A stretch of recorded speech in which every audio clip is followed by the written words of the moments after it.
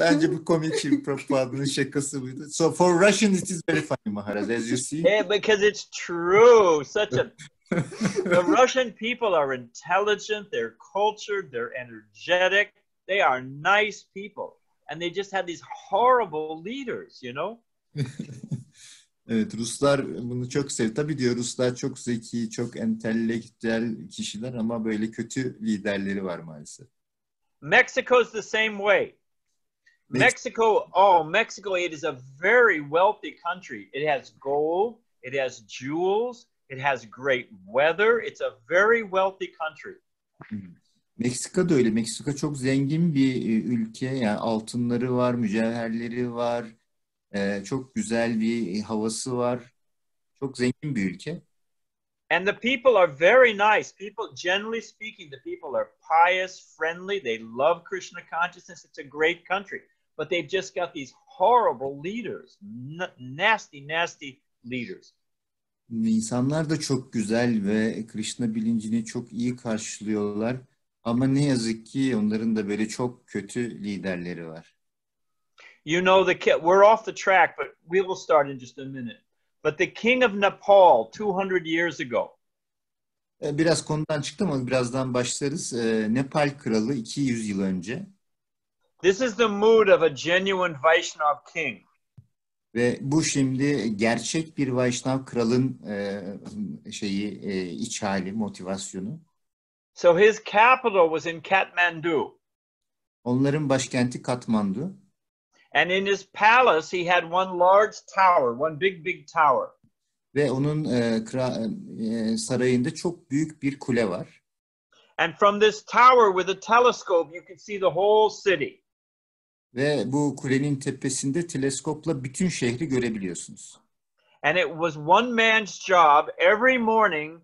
This one man went to the top of the tower and he checked out the whole city. Ve bir kişinin bir görevi var. Her gün çıkıyor bu kulenin en tepesine ve bütün şehri gözden geçiriyor teleskopla. And his job was to make sure that some smoke was coming from every house. Ve onun görevi her evden bir duman çıktığından emin olmak. Because it meant they were cooking. Yani çünkü onların yemek yaptığından bu şekilde emin oluyor. And if there was any house that there was no smoke, they sent some servants of the king to find out, are you sick? Do you need anything? What's the story?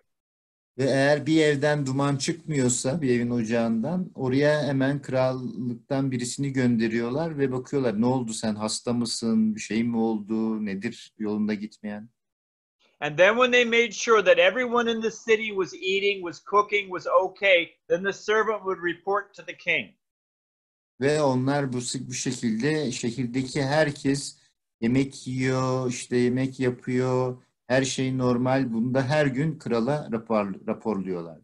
And only when the king knew that everyone else in the city was eating, then he would have his morning meal. Only afterwards he knew everyone else was eating. Ve kral her sabah ancak bu haberi aldıktan sonra, yani herkesin evinde yemek pişti, yemek yediği haberini aldıktan sonra sabah kahvaltısı. Now that's a Vedic king. İşte Vedik kral bu.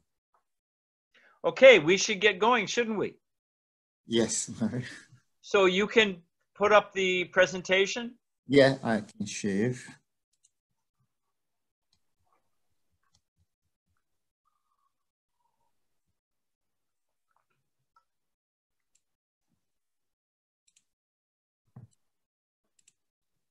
Nice to see everyone. Hare Krishna. İsmi Krishna Prabhu. Can you make me host? Yes, thank you.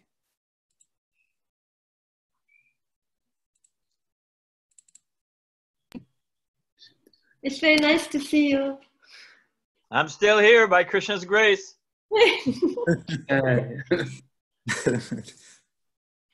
Okay, now let's see if we can make this. Can we make this a little... Because we want to make sure they can see the slides, but maybe we can't. Let's try anyway.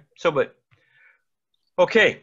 Nama Om Vishnu Padaya Krishna Prastaya Bhutale Srimati Bhakti Vedanta Swamini Tanamani Namaste Saraswati Devi Gauravani Pacharini Nirvasesha Sunyavari Paskachadi Satarani Shri Krishna Chaitanya Prabhu Nityananda Shri Advaita Gadadhar Shivasari Gaur Bhakta Vrinda.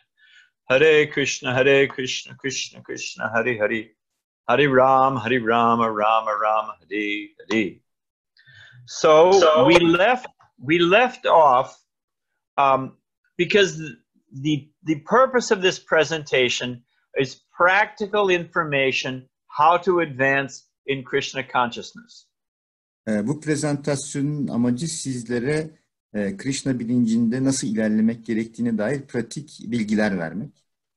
And we were saying that there was things that to avoid, there were dangerous things that disturb our Krishna consciousness.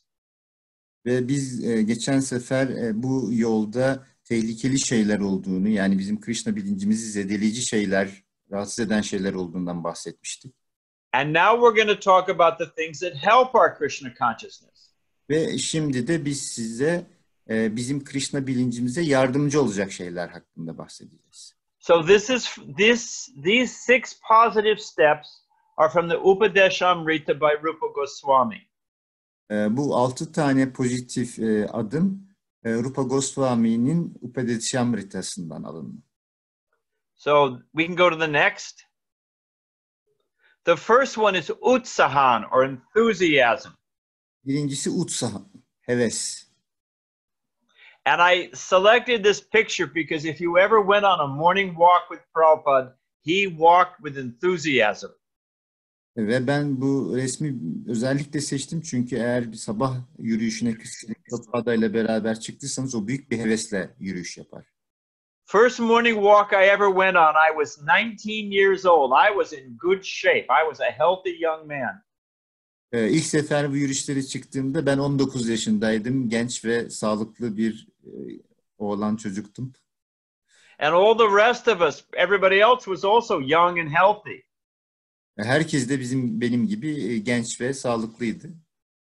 And Prabhupada walked a half hour in one direction, turned around and walked a half hour back.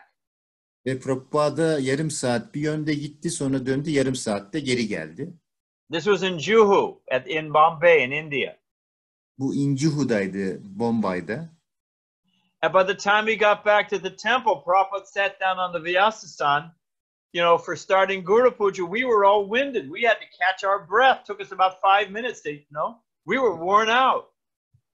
Ve geri döndüğünde Prabhupada tapınakta Vivasana oturma yerine oturdu ve Guru Puja'ya başlayacaktı ama biz geri kalan hepimiz böyle 5 dakika kendimize gelmemiz gerekti. Nefesimizi düzenlememiz gerekti.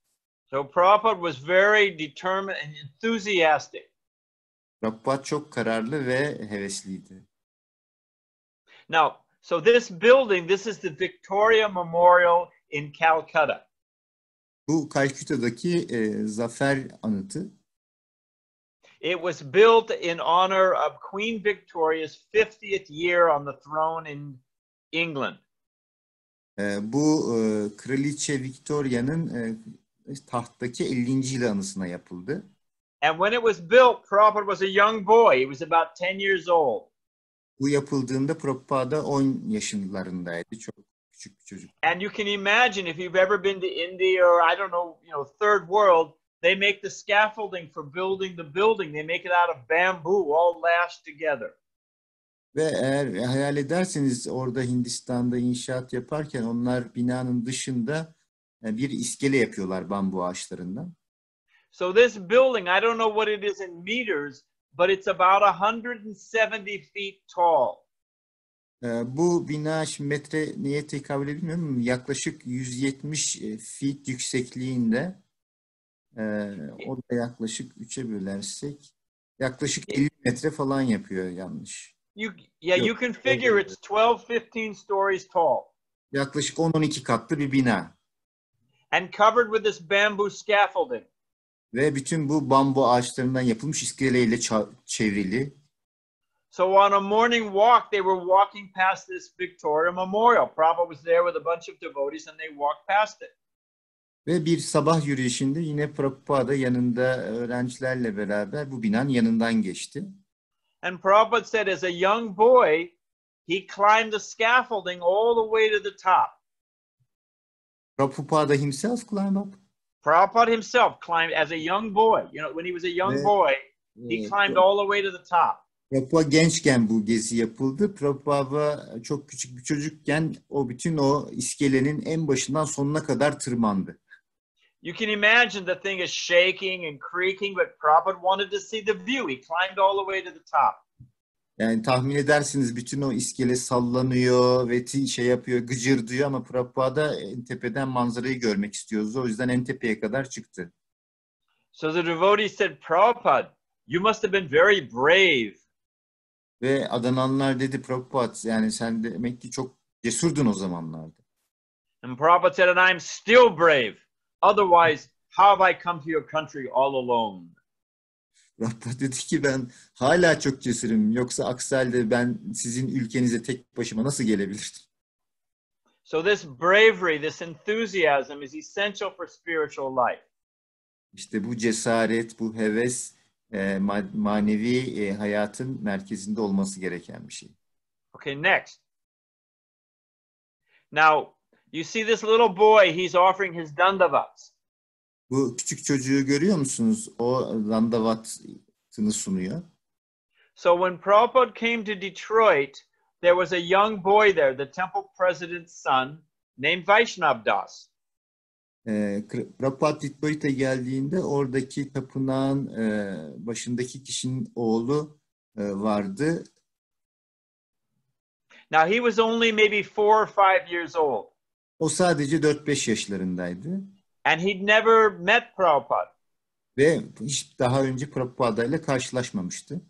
You know, he'd heard everyone talking, oh, Prabhupada this, Prabhupada that. But this was the first time he was seeing Prabhupada in person.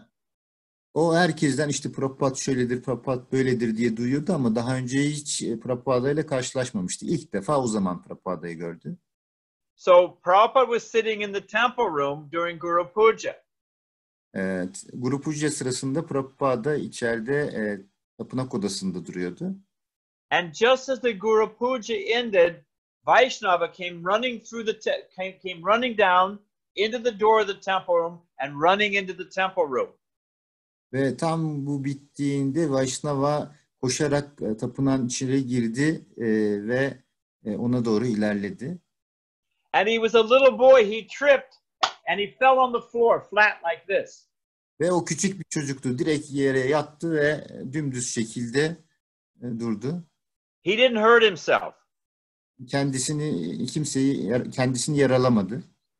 But because he had all cloth on and a smooth marble floor, zing, he shot across the floor, flat out like this, flew across the floor.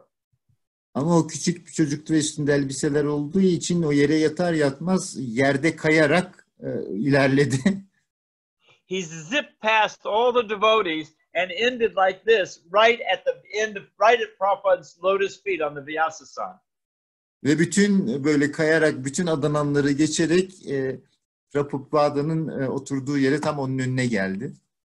And Prabhupada said, Dandavat, he's offering his respects. Ve Prabhupada dedi, o Dandavat, o bize o saygısını sunuyor. And then Prabhupada said, this is enthusiasm. One must be enthusiastic to advance in Krishna consciousness. Prabhupada dedi, işte bu hevestir. Yani bir kişinin Krishna bilincinde ilerlemek için hevesi olması gerekir. I'll give you an example. You know a rocket ship is blasting off from the earth. Dünyadan ayrılan bir roketi düşünün. Now, while it's in the Earth's atmosphere, what will happen if if the engine shuts off? Düşünün, hala dünyanın atmosferi içindeyken o motor durursa ne olur? So the rocket is blasting out of the Earth's atmosphere. The engine shuts off. It falls back to Earth.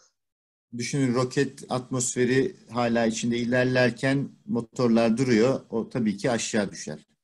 And it falls because it's still under the Earth's gravitational pull. O düşer çünkü o hala dünyanın yerçekimi gücü etkisi altındadır. So once it's out of the Earth's atmosphere, it'll travel on its own momentum. Bir kere dünya atmosferin dışına çıktığı zaman o zaten kendi enerjisiyle daha ileri gidebilir. But while it's in the Earth's atmosphere, if it's not pushing forward, it will be pulled back. Ama hala dünya atmosferinin içindeyken yukarı doğru kendini itmezse aşağı doğru düşer. In the same way, as long as we are under the modes of material nature, if we're not pushing forward, if we're not making genuine plans and effort to advance, the material nature will pull us back down. Aynı şekilde biz de hala bu maddi dünyayı yöneten üç enerjinin etkisi altındayken, bunların etkisi altındayken biz de ileri gitmek için yeterince kadar çaba göstermezsek biz de aşağı düşeriz. In other words, we can't just be inert, inactive. We cannot be static. We have to be pushing forward. Bir başka deyişle yani biz hiçbir şey yapmadan duramayız. Yani durduğumuz yerde böyle bekleyemeyiz. Biz hep ileri doğru gitmeye çalışmalıyız. Otherwise, the material nature, the modes of nature will pull us back down. Aksi takdirde bütün bu maddi dünyanın üç enerjisi bizi aşağı çeker. So utsaha or enthusiasm is that energy to push forward, to advance. Bu utsaha yani heves dolayısıyla bizi daha doğru ileriye doğru iten enerjidir. Okay, next. Nischayat means endeavoring with confidence. Nisçayat demek güvenle çabalamak demek. This is Dhruva Maharaj, and you know the pastime. Bu Dhruva Maharaj, siz büyük ihtimalle bunun hikayesini biliyorsunuz. Narada Muni told him, "Oh, you're a young boy. You should just go home. This is too dangerous in the forest." Narada Muni ona söyledi, o sen çok küçük bir çocuksun, burası çok tehlikeli bir yer, sen eve gitmelisin. And little Dhruva Maharaj, 5-year-old, 6 years old, folded his hands and told Narada, "If you can't help me get Lord Narayan, then you, sir, go home." Ve 5-6 yaşındaki Dhruva Maharaj ona dedi ki, sen Narayana'sın, eğer sen bana yardımcı olamıyorsan o zaman sen eve gitmelisin. Sen Narada'sın, sen bana yardımcı olamıyorsan sen eve gitmelisin, o zaman da ben Rab Narayana'ya. And by that determination, in 6 months, he got the darshan of Lord Narayan. Ve bu kararlılıkla sadece 6 ay içinde Rab Narayana'nın darshanını aldı. So next. This is a term that Prabhupada and Rupa Goswami use often. This term dayabak. Bu dayabak terminolojisi Şrila Prabhupada ve Rupa Goswami'nin çok sık kullandığı bir terminoloji. This is the law of inheritance. Bu aslında bir miras kanunu. You know, when the father and mother, when the parents pass away, the children inherit the property. Yani biliyorsunuz hani anne ve baba bu hayattan ayrıldığı zaman çocuklara miras kalır. It's a universal law around the world. When the parents go, father goes, mother goes, children inherit the property. Bu evrensel bir kanun. Dünyanın her tarafında geçerli. Anne ve baba bu hayattan ayrılınca çocuklar otomatikman onun mirasını alırlar. So we should know that if we endeavor, if we're good children of Krishna, we will become Krishna conscious. We have that confidence. We have that determination. It's called dayabak, that this is our rightful inheritance. If we serve Krishna to the best of our ability, Krishna will deliver us guaranteed. Biz de şunu bilmeliyiz. Eğer biz de elimizden gelen en iyi şekilde Krishna'ya hizmet edersek, Krishna da bunu görür ve biz ona döneriz. Bu da bizim garantimiz. In fact, Krishna says in the Shri Upanishad, even the devotee forgets me, I never forget the devotee. Hatta yani Shri Upanishad'da Krishna diyor ki, adanan beni unutsa bile ben onu asla unutmam. So we have this, it's called dayabak. We're confident of the mercy of the Lord. Buna dayabak deniyor. Yani biz Krishna'nın merhametinden kesinlikle eminiz. Okay, next. And this is called dariyat. This is called being patient. Bu da dariyet, bu da sabırlı olmak. If the disciple is sincere and the guru is bona fide, there will be the conception of Krishna consciousness. Eğer öğrenci samimi ise ve guru da gerçek bir guruysa orada kesinlikle bir Krishna bilinci konsepti olur. Prabhupada says that generally speaking, when the woman gets married, she wants a child. Prabhupada diyor ki yani genel olarak kadınlar evlendiği zaman çocuk isterler. But you don't get the child immediately. It takes at least 9 months minimum. Ama siz hemen çocuğu elde edemezsiniz. En azından bu 6 ay sürer minimum. But if the man is potent, if the woman is fertile, in due course there will be a child. It just takes time. Ama erkeğin bu potansiyeli varsa ve kadının da bu potansiyeli varsa bunlar kesinlikle bu çocuğu elde ederler. Bu sadece bir zaman meselesi. So as long as we're following a nice ISKCON guru, servant of Srila Prabhupada, and we're sincere, we will become Krishna conscious. We just have to have some patience. Yani biz doğru ve gerçek bir ISKCON gurusunu takip ediyorsak ve sabırlıysak, onun söylediklerini yapıyorsak biz de eninde sonunda Krishna bilincine ulaşacağız. Bunda I sabırlı. mean, if you think about it, even a mundane accomplishment, you have to be patient. Yani sadece bir düşünün yani dünyevi işlerde bile sadece sabırlı olmanız gerekir. You want to become a doctor, you want to become an engineer, you want to become expert in some particular type of sports, you want to become a musician. You have to be enthusiastic, you have to be determined, and you have to be patient. It takes some time. Eğer siz doktor olmak istiyorsanız, mühendis olmak istiyorsunuz, müzisyen olmak istiyorsanız sizin hep aynı şeyleri yapmanız lazım. Yani sizin hem sabırlı olmanız lazım hem sorry. Yeah, it happens. Sizin hem sabırlı olmanız lazım, kararlı olmanız lazım ve hevesli olmanız lazım. And we want to get the most valuable thing in existence, Krishna consciousness. And we think, oh, I chanted Hare Krishna, nothing happened to me, I quit. What is that? Ve biz de hani bu evrendeki en değerli şeyi almak istiyoruz. Bu da Krishna bilinci. Ama biraz japa okuduktan sonra bakıyorum olmadı falan deyip bundan vazgeçiyor. Bu nedir böyle? It takes some time. We have to be patient. Bu bir zaman alır. Yani bizim de sabırlı olmamız lazım. We have to be energetic. Bizim enerjik olmamız lazım. And we have to be confident. By Krishna's grace, I will succeed. Ve bizim de emin olmamız lazım. Yani Krishna'nın merhameti sayesinde ben başarılı olacağım. Okay, next. Just like drops of water can wear away stone. Every day, Prabhupada calls it, they have a system in America. We'll say that first. Drops of water can wear away stone. Su damlaları bir taşı parçalayabilir. So it's just patience and determination. Sadece sabır ve kararlılık. Okay, next. So this is tat tat karma pavartanat.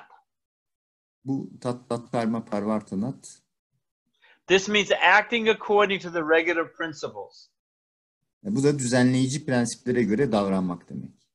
And Prabhupada gives a very nice example. Prabhupada çok güzel bir örnek veriyor. Just like when I was in Turkey, I wanted to get some stamps and I wanted to find the post office. Aynı ben Türkiye'deyken ben böyle birkaç tane pul almak istemiştim ve posta ofisine gittim. So did I just go out on my own? I didn't ask anyone. I was just roaming that I'll find the post office. Was that the intelligent approach?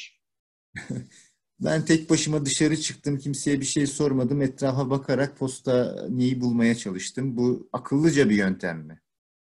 What did I do? Ne yaptım? I asked Krishna Mala, where's the post office?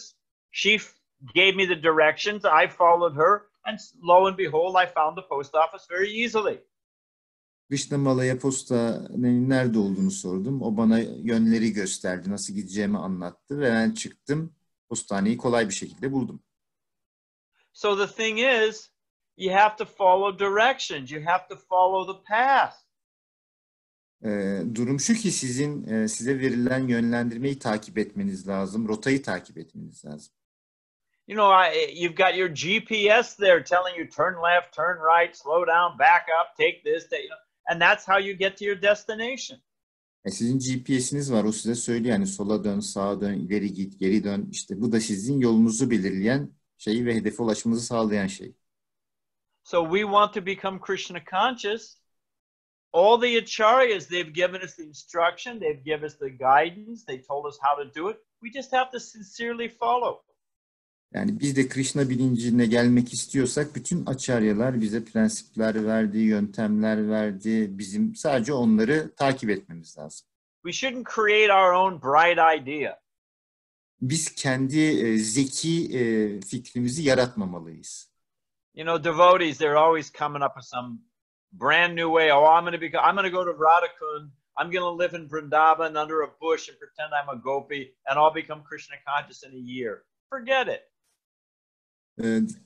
Adananlar genelde böyle parlak fikirlerle geliyor. Ben işte Radhakund'a gideceğim, işte ben Vrindavan'a gideceğim, orada bir ağacın altında oturacağım ve işte gopi olacağım. Yani bunları unutun. Oh, I don't need to wear tilak. I don't need to shave my head. I don't need to follow all these rules and regulations. Okay, good luck with that. İşte tilak yapmayacağım, saçlarımı kesmeyeceğim, bununla uymayacağım, şuna uymayacağım. Tamam, o zaman yolunuza gidin, iyi şanslar. One of the most difficult things is to humbly, simply follow the directions. Aslında en zor şeylerden biri alçak gönüllü olarak bu basit kuralları takip etmek. It's actually pride that makes it very difficult. Oh, no. No one's going to tell me what to do. I have a better idea. Aslında bunu zorlaştıran kibir. Çünkü hayır ben bunları biliyorum. Benim çok iyi fikirlerim var. But if you're serious, why not ask those who were successful and follow their direction? What's so difficult? Eğer siz ciddiyseniz bu işi başarmış kişilere sorup ne yapılması gerektiğini, onların söylediklerini yapmak doğru değil mi? Bunda zorluk nerede? Okay, next. Oh, I was in Prabhupada's room one time because we're all thinking, I've got my big idea. I know what I'm doing. Bir gün ben Prabhupada'nın odasındaydım çünkü hepimizin böyle çok büyük fikirleri vardı. Ben biliyorum, ben böyle bir fikrim var diye geliyorduk. If we're so smart, what are we doing in this material world with material bodies? I mean, right there, it's like everybody in the prison house, generally speaking, they did something wrong. So, we're in this material world and, I'm so smart. I've got a material body. I'm in the material world. No, I'm a dummy. Most of the people are back in the spiritual world. eğer ben çok zekiysem burada maddi dünyada ne işim var? Yani herkes manevi dünyada çok mutlu yaşıyor. Ben burada maddi dünyada maddi beden içinde kalıyorum. Yani ben zeki olabilir miyim? Ben aptalın biriyim. So I was in Prabhupada's room and this man kept saying, well, Swami, as far as I know. Well, Swami, as far as I know. Well, Swami, as far as I know. He kept saying that to Prabhupada. Ve ben bir gün Prabhupa'nın odasındaydım. Bir beyefendi vardı. O durmadan bir şey söylüyor. Ama Sayın Svami bildiğim kadarıyla, ama Sayın Svami bildiğim kadarıyla, ama Sayın Svami bildiğim kadarıyla deyip bir şeyler anlatıyordu. After the fourth or fifth time, Prabhupada cut him off. And Prabhupada said, that's my point. How far do you know? Dördüncü veya beşinci seferden sonra Prabhupada onu durdurdu ve dedi ki işte benim demek istediğim nokta da bu. Sen ne kadar... Prabhupada told him, he said, you don't even know how many hairs are on your head. Sen başında kaç tane saç olduğunu bile bilmiyorsun. Prabhupada said, you don't even know how you're digesting your food. Sen yemekleri nasıl sindirdiğini bile bilmiyorsun. Prabhupada said, you don't know what's happening on the other side of this wall 10 feet away from you. Sen hatta bu odanın şu duvarın arkasında, yani senden 10 fit ilerideki bir yerde ne olduğunu bile bilmiyorsun. Prabhupada said, you can't even remember what you did at the same time a week ago. Sen hala hatta bir hafta önce neler yaptığını bile bilmiyorsun. So we have to be a little honest. How far do we really know? O yüzden biz de biraz dürüst olmamız lazım. Yani ne kadar uzağa biliyoruz, ne kadar uzağa. Okay, next. Satovrite, following in the footsteps of the previous acharyas. Satovrite, önceki acharyaların ayak izlerini takip etmek. Again, they've set the example.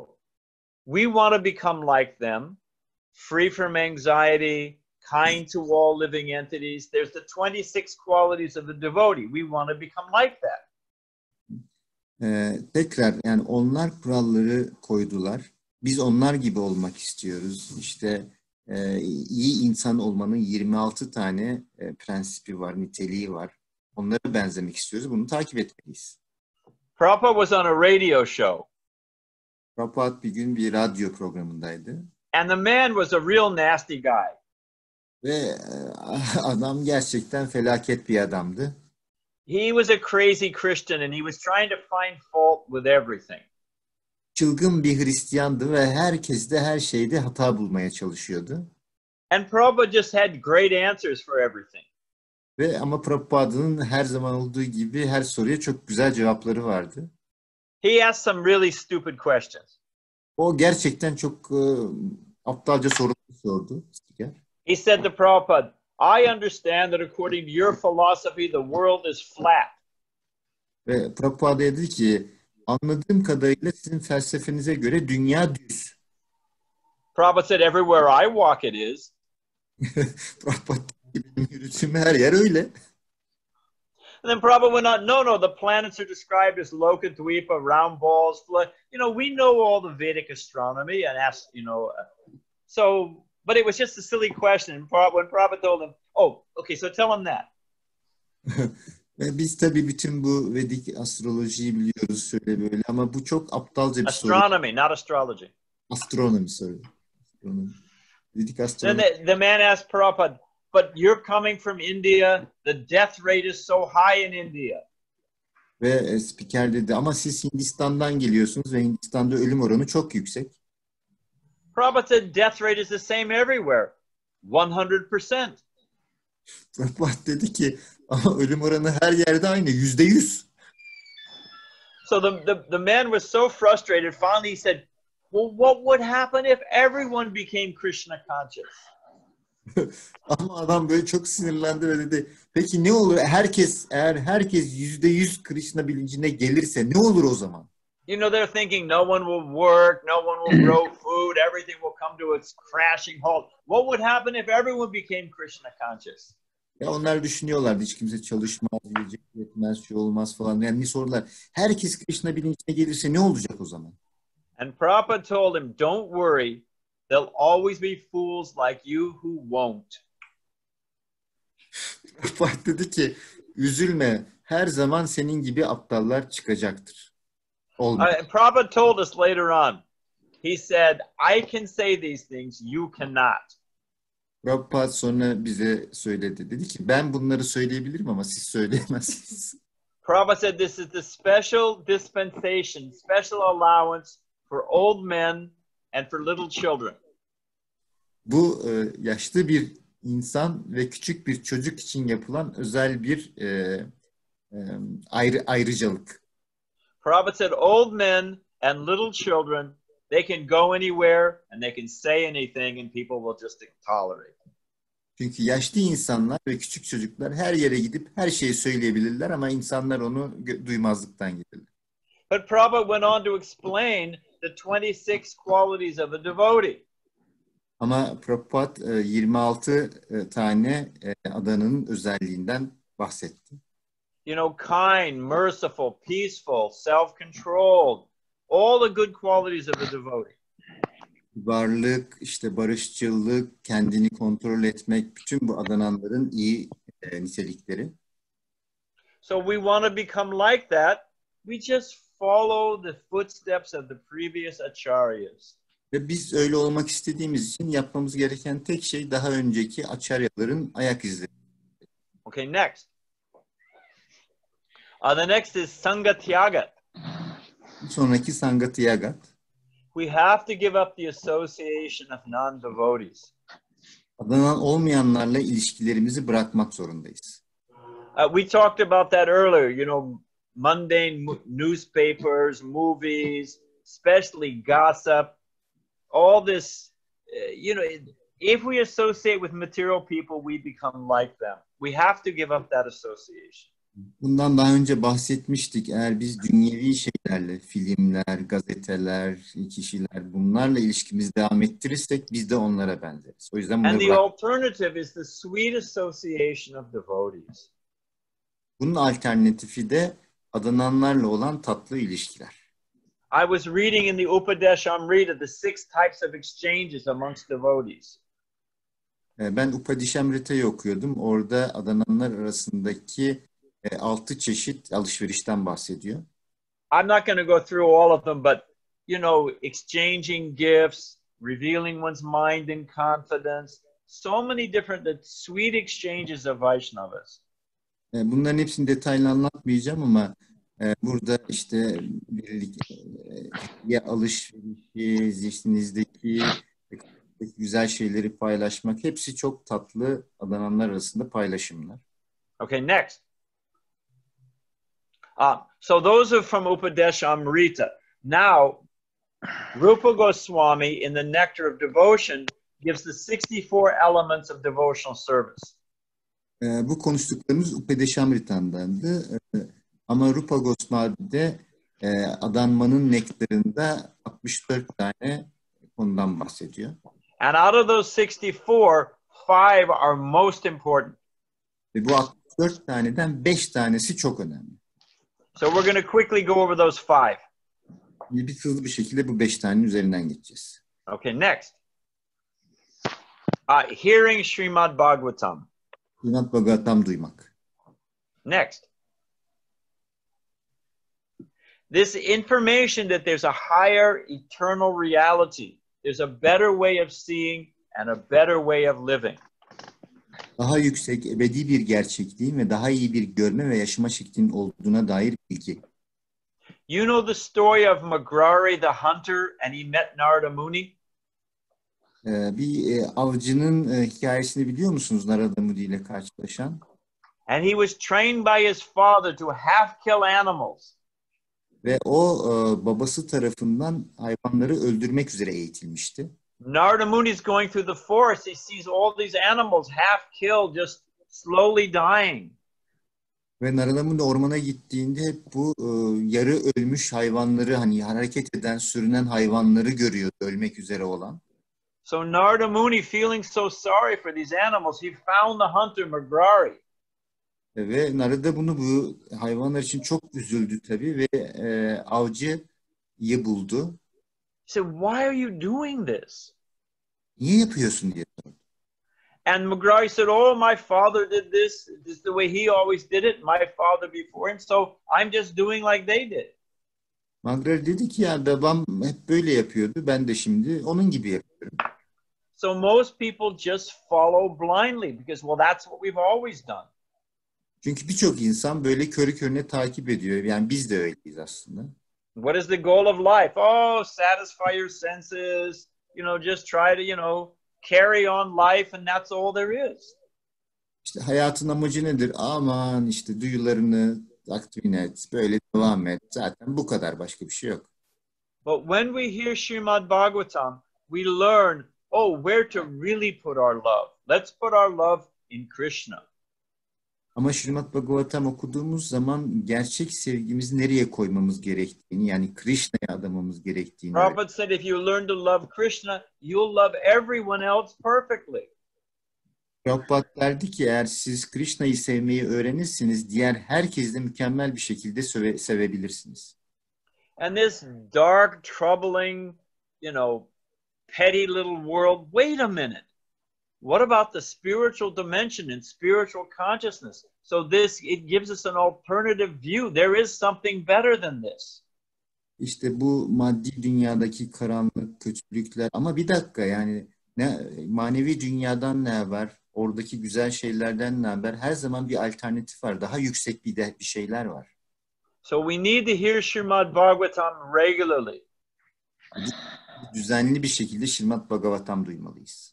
What happens to a plant? A plant is growing very nicely. You plant the seed, it's coming up very nicely. But you decide you're too busy, you stop watering it. What happens?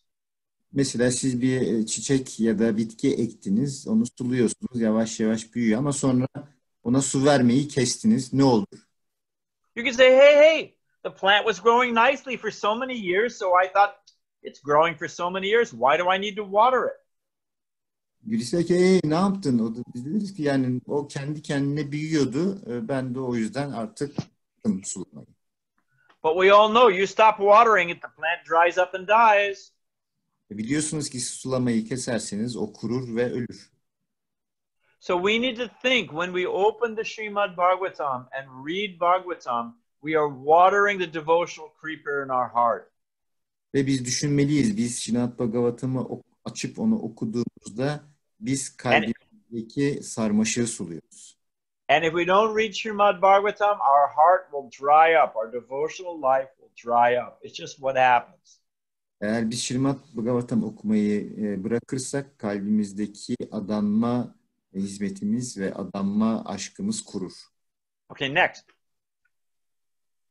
Living in a holy place. Kutsal bir yerde yaşamak. Again, these are the 5 key elements given to us by Rupa Goswami. Tekrar hatırlatıyorum. Bu Rupa Goswami tarafından verilen 5 tane anahtar konu. Now, Prabhupada said we can live in the forest. That's very peaceful, very clean, peaceful, sattvic life. Prabhupada derdi yani biz ormanda yaşayabiliriz. Bu çok temiz ve barışçıl bir yer. That's the mode of goodness. Orası iyilik enerjisi, erdem enerjisi. Now we can live in a city where everything's rushing this way, that way, so many things. Biz şehirde de yaşayabiliriz. Burada her şey bir yere kaçıyor, bir yere gidiyor. Böyle bir sürü bir koşturmaca var. Hold on. So that's the mode of passion. Bu da hırs enerjisi. And then Prabhupada said you can live in a brothel, you know, bars and prostitution. That's the mode of ignorance. Ve Prabhupada derdi siz genel evde de yaşayabilirsiniz. Orada barlar var, işte şey var, diğer kadınlar var. Orası da cehalet enerjisi. So we have to live in a holy place. Yani biz o yüzden kutsal bir yerde yaşamalıyız. Now does that mean we should all move to Mayapur or Vrindavan? Ama bu ne anlama geliyor? Biz hepimiz yani Mayapur veya Vrindavan'a mı taşınmalıyız? Hey, I'm packing it up. Well, it says right here, Rupa Goswami says, live in a holy place. So I'm leaving Istanbul. Bye bye. I'm going to Vrindavan. Tamam ben şimdi hemen valizimi topluyorum. Rupa Goswami dedi zaten hani kutsal yerde geçsin güle güle İstanbul. That's not what it means. If you look at the picture here, nice home altar. It means we make our house a temple. We make a temple in our local city.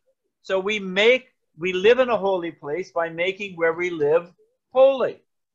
Ama bu anlama gelmiyor. Resimlere bakın. Burada bir tapınak halindeki bir ev var, bir tapınak var. Yani biz yaşadığımız yeri tapınak hale getirmeliyiz. The first temple in Montreal was a bowling alley. What They alley? converted, you know, for bowling, that game people play with bowling. It was a bowling alley, and the devotees renovated it, made it into a temple. Montreal'deki ilk tapınak bir bowling salonuydu. Adanalılar bunu dekore etti ve bir tapınak haline getirdi. The first temple in Boston was a mortuary, you know, where they processed dead bodies for burying. Ve Montreal, Boston, that was in Boston. Boston'daki bir tapınakta bir cenaze eviydi. Yani burada hani ölüleri It was haunted by ghosts. Burada hayaletler kol geziyordu. And it was so badly haunted that even the realtor, they couldn't sell it because anyone who tried to buy it and move in, the ghosts made it so horrible, scared everybody away. Ve burada hayaletler var ya o kadar kötüydü ki yani satmak isteyen satamadı bile. Yani hayaletler gelen herkesi korkuttu. This is a true story. Gerçek bir hikaye. So it was a mortuary, it was haunted, and therefore the price was very cheap. Orası bir cenaze eviydi ve işte hayaletler olduğu için fiyatı da çok uygundu, çok ucuzdu.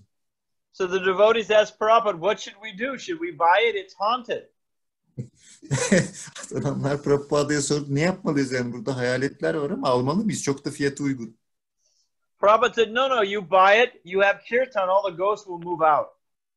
Yo tabii siz alın, orada kirtan yapınca bütün hayaletler gider merak etmeyin. And that's what happened. They bought it, they had kirtan, and they got it at a cheap price, and that was our first temple in Boston. It was on Beacon Street.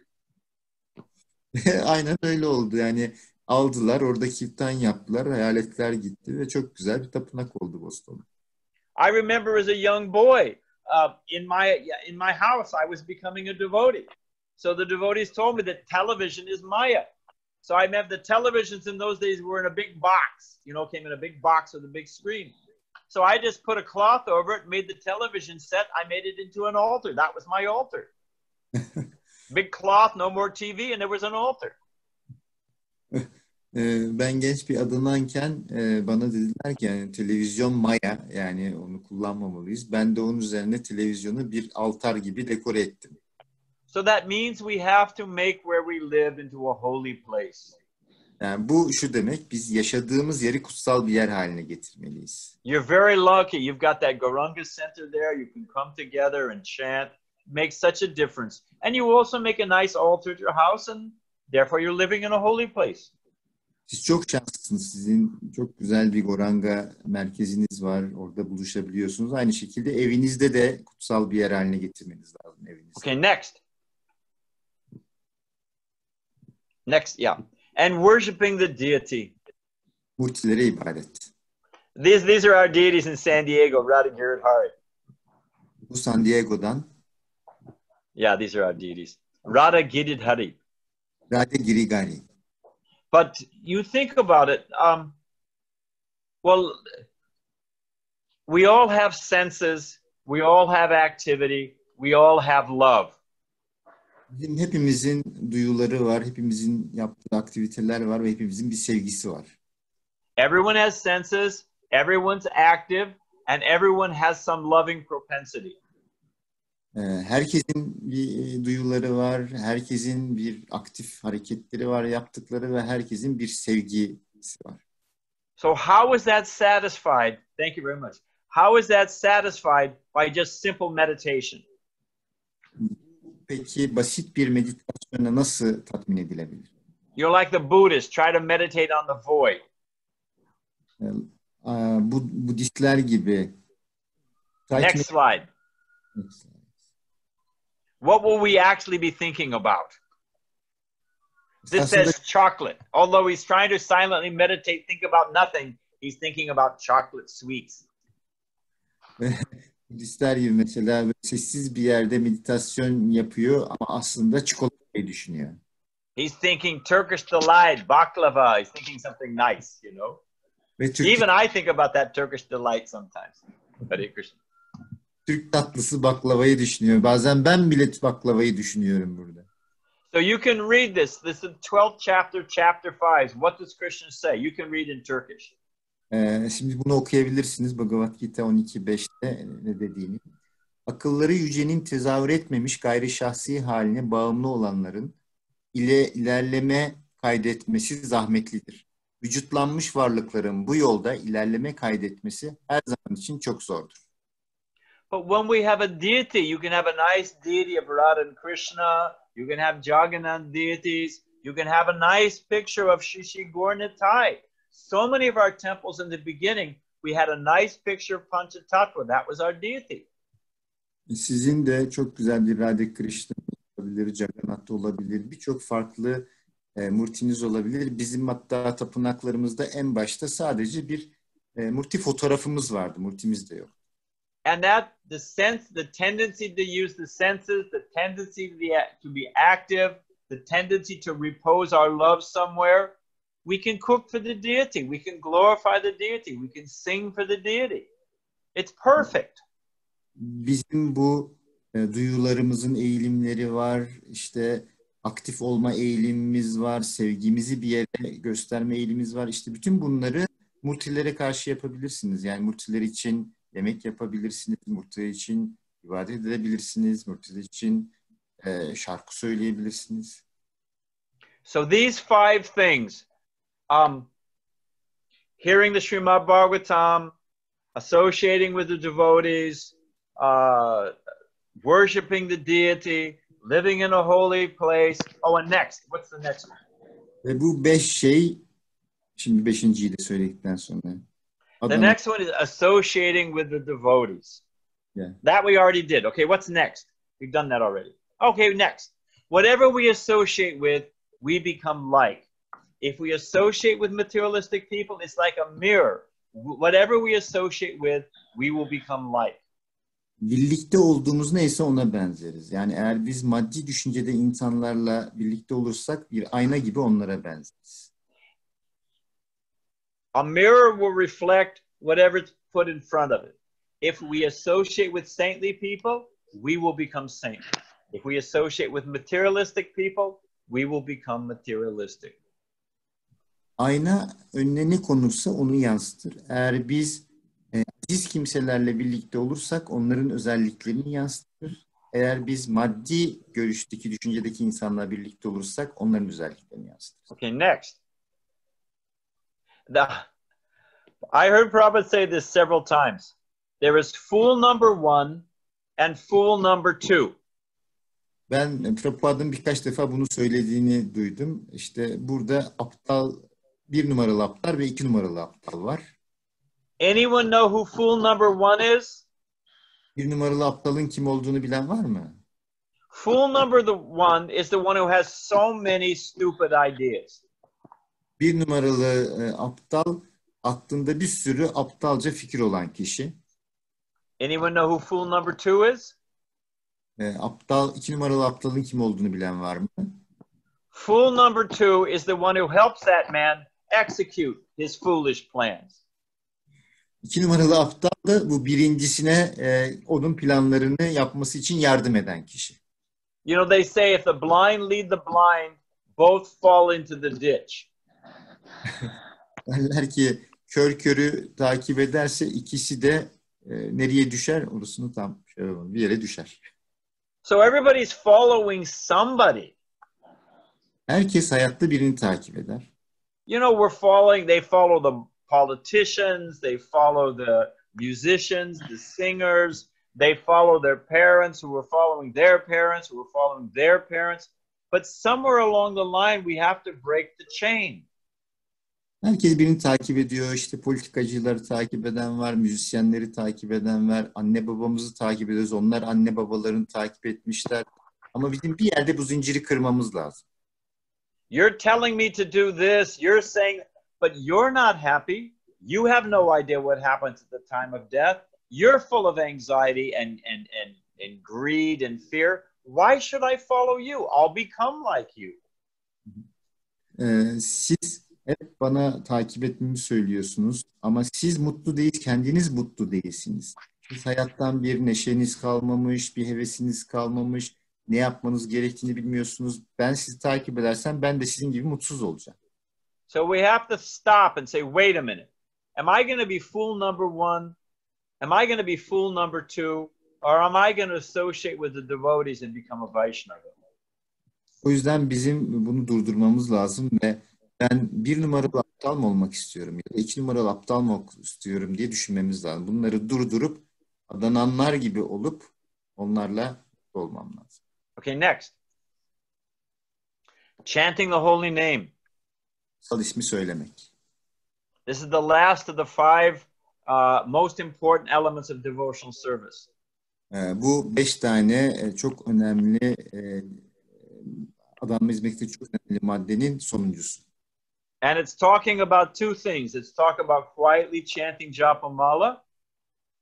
Bu iki şeyden bahsediyor. Bir tanesi bizim japamalımızla mantra söylememizi.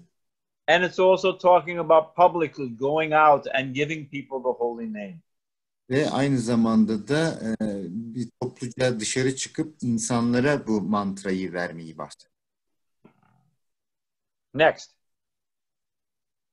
By association with fire, a thing becomes like fire. Ateşle birliktelik sayesinde bir şey ateş gibi olur. Prabhupada says if you put a metal rod in fire, in due course, it will become red hot. It will become fire and heat. So by association with fire, it becomes like fire. Prabhupada derdi ki eğer ateşe uzun demir bir çubuk koyarsanız ateşle üstünde dura dura o da bir süre sonra kızılır ve çıkarttığınızda onun da aynı ateş gibi olduğunu görüyorsunuz. Dolayısıyla ateşle birlikte olan sonunda ateşe döner. The holy name is like fire. Krishna is the same as his name. Kutsal isim aynı bir ateş gibidir. Krishna'nın isminden farkı yoktur. Onunla aynıdır.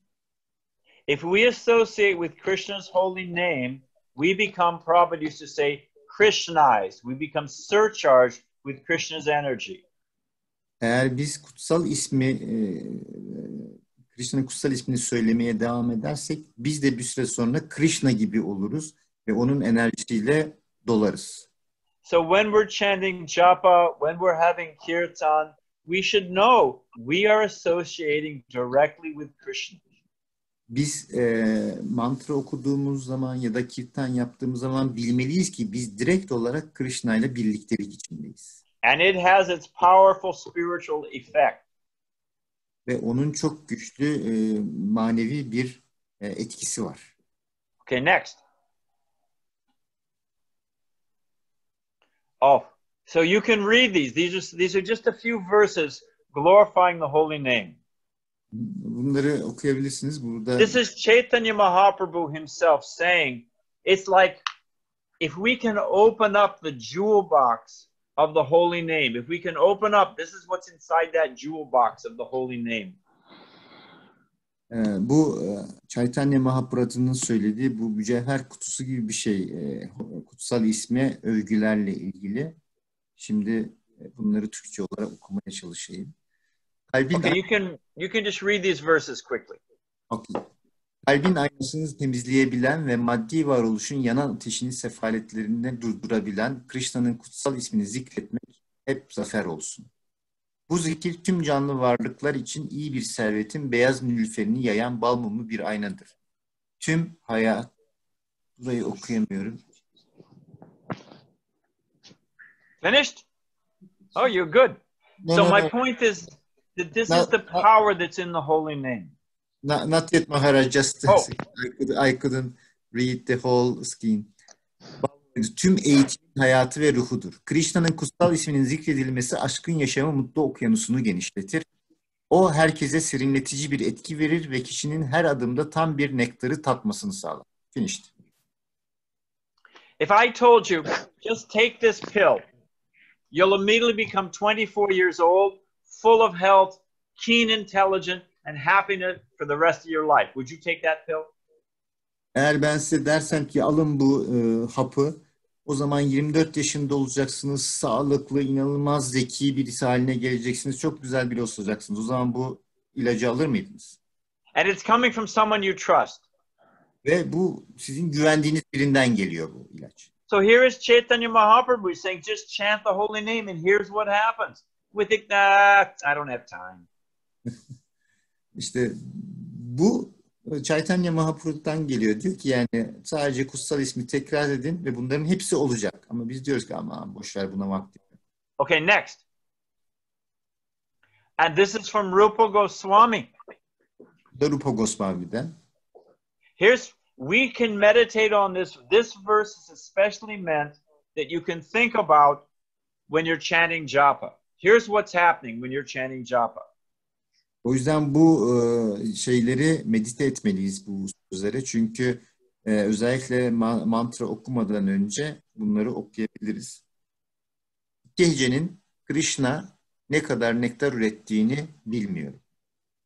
Krishna'nın kutsal ismi zikredildiğinde ağız içinde dans ediyor gibi görünür. Sonra biz pek çok ağız isteriz. Kutsal isim kulak deliklerimizden girdiğinde biz milyonlarca kulak isteriz. Kutsal isim kalbin avlusunda dans ettiğinde zihnin faaliyetlerini fetheder ve bu nedenle tüm duyuları etkisiz hale gelir. Done? Wait, back one more. I especially like this last line. When the holy name dances in the courtyard of the heart, it conquers the activities of the mind, and therefore all the senses become inert.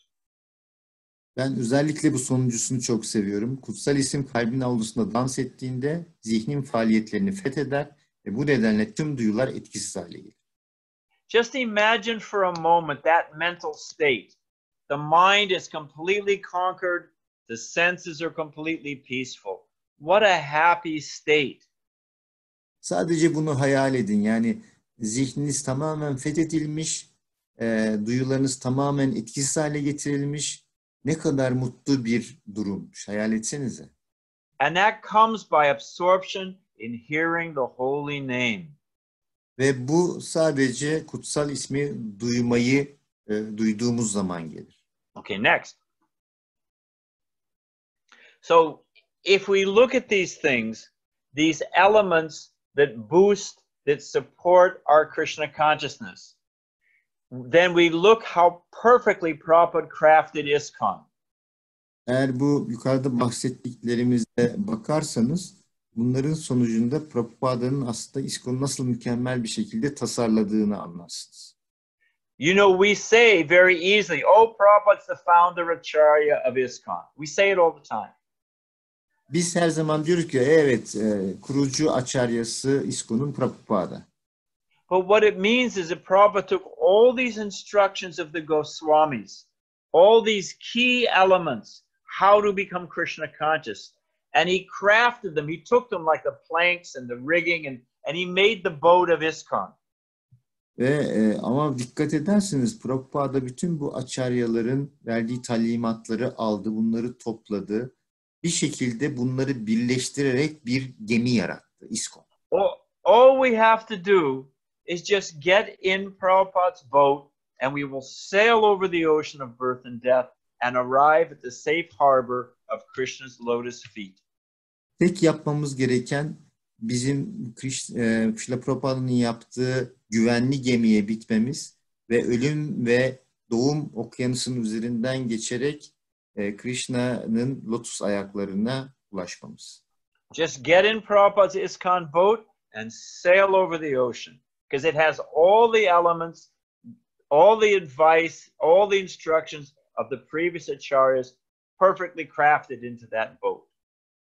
Sadece Prabhupada'nın yaptığı bu güvenli gemiye binin. Çünkü onun bütün donanımı var. Bütün acharyalardan, bütün önceki acharyalardan alınan tavsiyeler, her türlü şey bu gemide var. Ve bununla da bu doğum ölüm okyanusunu geçebilirsiniz. You know, when I first moved into the temple, when I was coming in 69 and I moved in 1970, we did not have Mangal Artik or Bhagavatam class. Ben bu akıma geldiğimde 67'de 67'den 90'lara kadar Mangal Arati yoktu. We stayed out on Sankirtan till 10, 11, 12 o'clock sometimes. Biz Sankirtan hareketinde bazen akşam 9-10'a kadar kalıyorduk. And we would wake up 7 o'clock in the morning. Ve biz sabah 7'de kalkıyorduk. So Prabhupada initiated the morning program, started the morning program. Ve Prabhupada o zaman bu sabah programlarını başlattı. And Prabhupada said this morning program is a dam, is a dike. It's holding back Maya. Ve dedi ki bu sabah programları bu bir baraj, Maya'yı tutan bir baraj. So if we look at this picture, you see the picture is a dam. The lake is up above, the dam is there, and then there's the river. Ve bu resme bakın, oradaki resim bir aslında baraj. Göl yukarıda, aşağıda da sakin bir nehir var. What happens if that dam breaks? O baraj yıkılırsa ne olur? The water just floods everything. Su her yeri basar. So in the same way, Prabhupada said this morning program, rising early, Mangalarti, chanting our japa, hearing Srimad Bhagavatam, this is holding back the ocean of illusion. Ve Prabhupada o yüzden der ki bu sabah programları, yani erkenden kalkmak, Mangalarati yapmak, Srimad Bhagavatam okumak, o aynen bu Maya'yı tutan bir baraj gibi. You know the dikes in Holland, in the Netherlands, they hold back the ocean. Dakları biliyor musunuz? Yani Hollandalıları biliyor musunuz? Onlar okyanusu tutuyorlar Hollanda'da. If those dikes fall down, the whole land is flooded by ocean. Eğer o şeyler yıkılırsa bütün her yeri okyanus kaplar. If we don't rise early in the morning, chant japa, hear Srimad Bhagavatam, the Maya will flood over us. There's no question about it. Eğer biz sabah erken kalkmazsak, mantramızı okumazsak, Śrīmad Bhagavatam okumazsak, er ya da geç Maya bizi ele geçirir. Bunun Okay, next. sorusu yok. So here's a summary. What's next? Burada özet. We have the example of falling into a deep well, a dry well. If you're walking in a field and fall into a deep well, an empty well. Biz mesela yürürken boş bir kuyuya, kuru bir kuyuya düşersek. Now, you say, save me, help me, help me.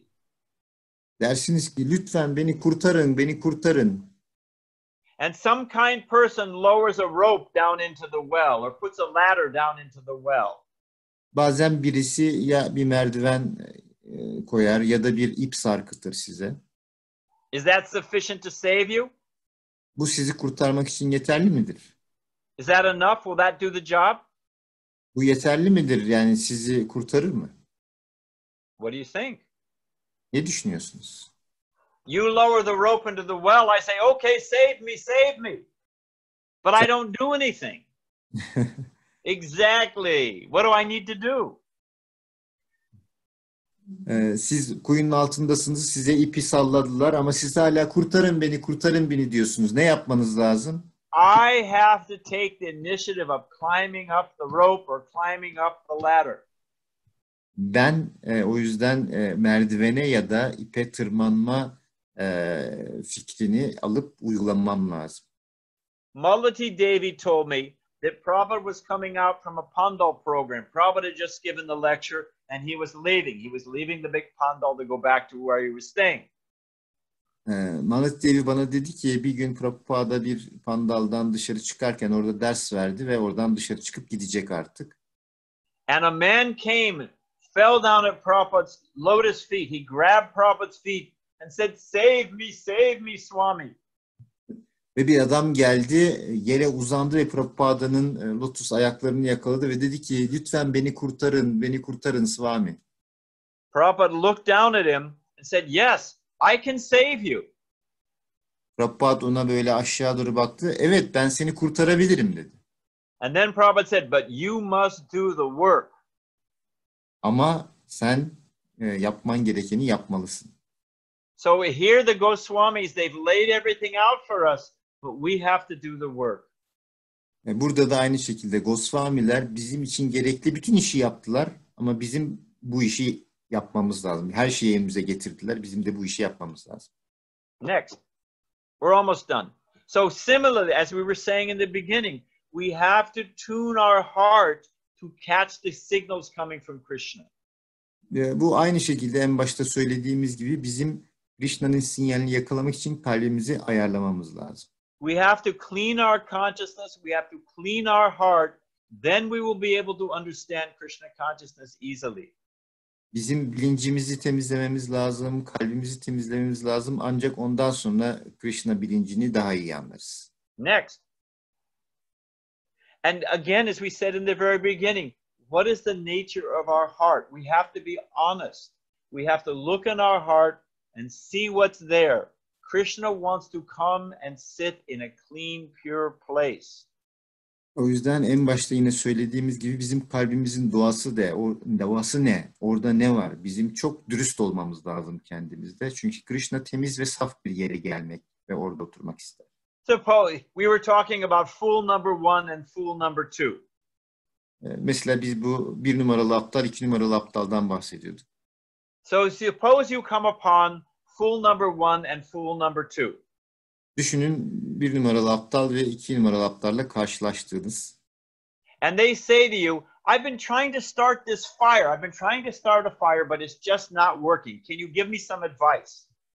Ve onlar size dediler ki ya ben bir ateş yakmak istiyorum. Ateş yakmak istiyorum ama olmuyor. Bana bir tavsiye verir misin? And you say, well, let me see what you're doing. Siz de dersin ki ne yaptığına çalıştığınıza bir bakayım. And you see fool number 1 is starting to, he's putting the wood and lighting the wood. Ve görüyorsunuz ki 1 numaralı aptal tahtaları koyuyor ve onları yakmaya çalışıyor. And you see that simultaneously fool number two is pouring water on it. Ve görüyorsunuz ki aynı anda 2 numaralı aptal onun üzerine su döküyor. So fool number one, he's working on the fire. Fool number two is pouring water. Yani 1 numaralı aptal ateş yakıyor ama 2 numaralı aptal onun üzerine su döküyor. And they're asking you, well, why isn't this working? What's the problem here? Ve size soruyorlar bu niye olmuyor? Yani buradaki problem ne? So we have to just follow. We have to see what are the things we should avoid, what are the things we need to do, and we follow. Yani bu yüzden bizim sadece takip etmemiz lazım. Yani nelerden kaçınmamız lazım, takip etmemiz gereken neler, şeyler neler ve onları takip etmeliyiz. Okay, next. This is a picture of Jayananda Prabhu. I don't know if you know much about Jayananda. That's someday we'll give a class about Jayananda, ISKCON saint. Such a wonderful person. Bu Jayananda Prabhu'nun resmi. Birçoğunuz belki bilmiyordur. Bu çok iyi bir adanan, çok saf bir adanan. Bir gün sadece onunla ilgili bir ders vermemiz lazım. He was responsible for the first Ratha Yatra, the big Ratha Yatra in New York City. Here it is in 1976, going down Fifth Avenue in New York. O 1976'da New York'ta yapılan ilk Ratha Yatra'dan sorumlu kişiydi. 5. caddede. So Tamal Krishna Maharaj told me a story about Jayananda. Tamal Krishna Maharaj bana Jayananda hakkında bir hikaye anlattı. When Jayananda was a young devotee and he was getting second initiation, Brahman initiation from Prabhupada. Jayananda henüz genç bir adananken ve Prabhupada'dan henüz 2. inisiyasyonunu, Brahman inisiyasyonunu alırken He was a smart guy. He had a master's degree in civil engineering. o çok zeki birisiydi. O inşaat mühendisliğinde master yapmıştı.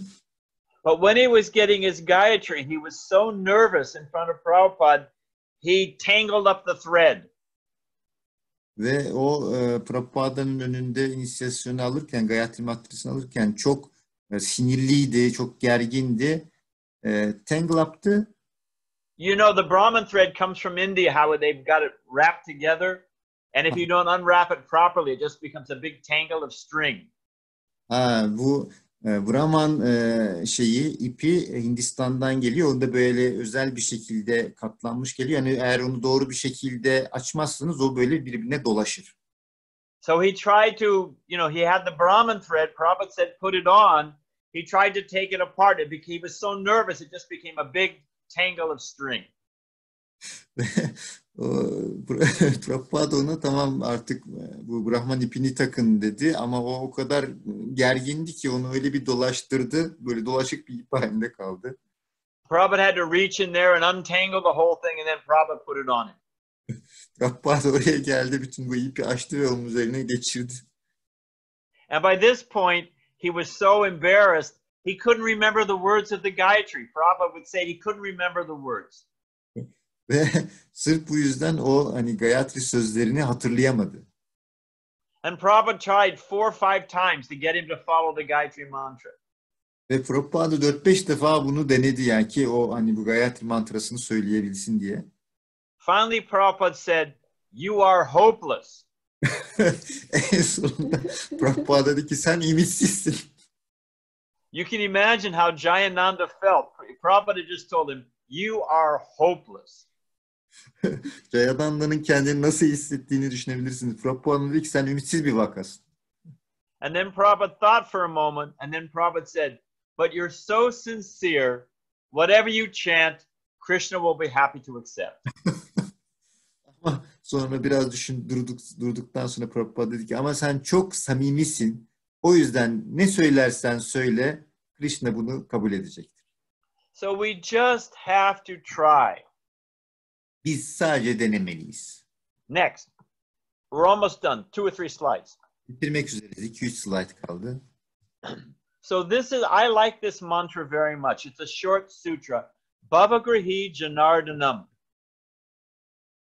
Ben bu mantrayı çok seviyorum. Çok kısa bir mantra. Bhavagrahi Janardanam. What it means is that Krishna knows what's in everyone's heart. He knows our mood. Bu ne demek? Krishna aslında herkesin kalbinde ne olduğunu biliyor. Herkesin motivasyonunu, biliyor. This is a famous picture. You see it all over India. That if you were able to look into Hanuman's heart, what would you see in his heart? You would see Sita Ram. Bu çok meşhur bir resimdir. Hindistan'da her yerde görebilirsiniz. Eğer Hanuman'ın kalbini açıp bakarsanız orada Sita ve Rama'nın resmini görürsünüz. So if we make our heart neat and clean, Krishna will come and sit there. Sita Ram, Radha Krishna, Lord Nrsimhadev, they will come and sit in our heart. Eğer biz kalbimizi çok temiz ve düzenli bir hale getirirsek Krishna gelir ve oraya oturur. İşte Krishna, Nrisimha, kim dersek o gelir orada. And because of that honest, humble mood, we see how Lord Ramchandra, he's embracing Hanuman. Ve bakın bu dürüst ve alçak gönüllü davranış ve hareketler sonucunda Rab Rama nasıl da Hanuman'a sarılıyor. You know this verse from Bhagavad Gita. Yeyatamam prapadyante. Bu dörtlüyü Bhagavad Gita'dan biliyor olmanız lazım. Yeyatamam prapadyante. I was sitting in a class in Prabhupada, in a darshan, and Prabhupada explained what this means. Ben bir derste Prabhupada'nın yanında oturuyordum ve Prabhupada bu dörtlüğün ne anlama bu dizenin ne anlama geldiğini anlattı. Prabhupada said what it means is if we take a step towards Krishna, then Krishna will take a step towards us. It's reciprocal. Prabhupada dedi ki eğer biz Krishna'ya doğru bir adım atarsak Krishna da bize doğru bir adım atar. Bu tamamen bir karşılık vermedir. As we surrender to Krishna, Krishna reciprocates. Biz Krishna'ya temsil olduğumuz zaman Krishna buna karşılık verir. But Prabhupada said it's not a one-to-one ratio. Ama Prabhupada dedi ki bu birebir oranda değil. Prabhupada said we take one step to Krishna and Krishna will take 10 to us. Biz Krishna'ya doğru bir adım atarız, Krishna bize doğru 10 adım atar. Prabhupada said Krishna wants us to go back to Godhead more than we even want to go. Prabhupada dedi ki Krishna bizim manevi dünyaya dönmemizi hatta bizden daha fazla istiyor. So we just have to try. O yüzden biz sadece denemeliyiz. Next. This is a verse from the Srimad Bhagavatam. If we let the reeds grow, they will drain the pond. Bu Srimad Bhagavatam'dan bir dörtlük. Sazların büyümesine izin vermek gölü kurutur. You know, if you have a small pond and the big reeds start to grow, eventually they'll completely dry up and choke out the pond. No more pond. No more little kund of water. Eğer sizin küçük bir göletiniz varsa ve orada sazlar büyümeye başlarsa bir süre sonra sazlar her tarafı sarar ve oradaki küçük gölü kurutur. Artık su yoktur orada. And it makes the point, if we let the weeds grow in our heart, it will dry up our Krishna bhakti. O yüzden biz bu yaman otlarının kalbimizde yaşamasına izin verirsek bunlar bizim bahtimizi kurutur. Next. We must protect the tender creeper of devotional service.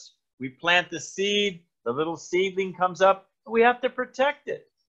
Biz kalbimizdeki narin sarmaşığı, adanma sarmaşığını korumalıyız.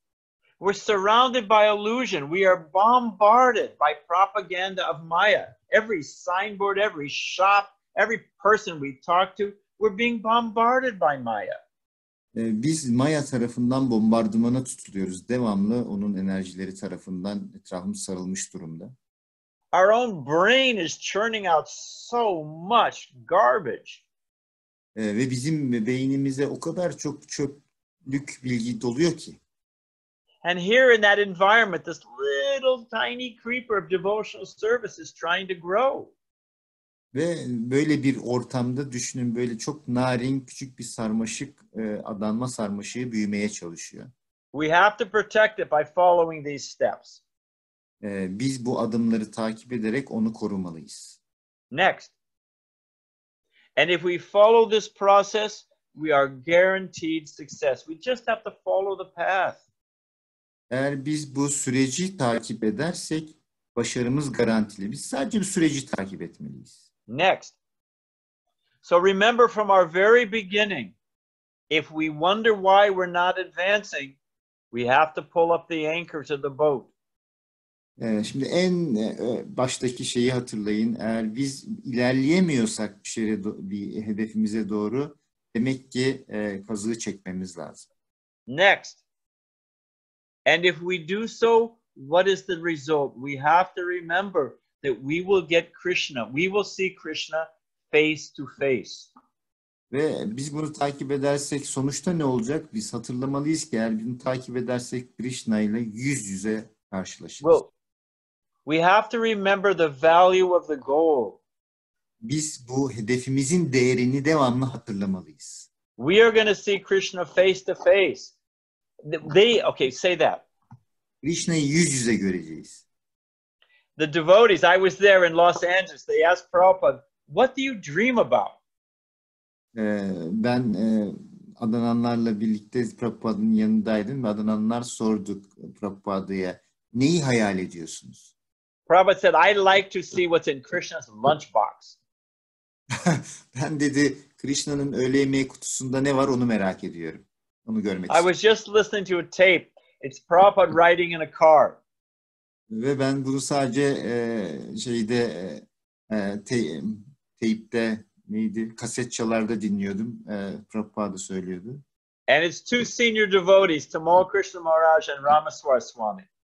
Ve orada da iki tane senior adananlar vardı. Tamal Krishna Maharaj ve bir Maharaj daha. And they're asking Prabhupada different questions about the spiritual world. Ve onlar Prabhupada'ya manevi dünya ile ilgili farklı sorular soruyorlardı. Ramaswar says to Prabhupada, oh, Prabhupada, there's no day or night in the spiritual world because everything's Chintamani-dam, self-effulgent. Ve Ramindar soruyordu, o Prabhupada manevi dünyada karanlık yok çünkü her şey Chintamani ışığıyla aydınlanıyor. Prabhupada said, no, it can be daytime and it's nighttime according to the pastimes. Daytime, cowherd boys are all playing. It can be nighttime for the gopis' leelas. Prabhupada dedi ki hayır, yani orada hem gündüz vakti hem gece vakti olur. Çünkü gündüz vakti bu çoban çocuklarla oyun vakti, geceleri de gopilerin dans vakti. Prabhupada said it could be daytime and nighttime simultaneously. Daytime for the gopals, the cowherd boys, and nighttime for the gopis simultaneously. Prabhupada dedi ki yani oradaki gündüz vakti ve gece vakti aynı anda olur. Gündüz vakti çoban çocuklar için, gece vakti gopiler için. So they go on, they say, oh, Prabhupada, is it, is there rain in the spiritual world? Is there fog? And is there this? Is there that? They're asking about so many questions about Vrindavan Dham. Ve onlar devam ettiler. Yani Prabhupada işte orada yağmur var mı, bulut var mı, sis var mı? Yani orası kutsal Vrindavan'la ilgili her türlü soruları sordular. Prabhupada said, why so many questions? Just go there and find out. Prabhupada dedi ki niye bu kadar çok soru soruyorsunuz? Sadece oraya gidin ve kendiniz bakın artık, kendiniz görün. So that is what we've got here. If we just follow the guidelines given to us by the Goswamis, perfectly crafted by Srila Prabhupada, we'll go back to Godhead and be embraced by Krishna. What more valuable thing is there?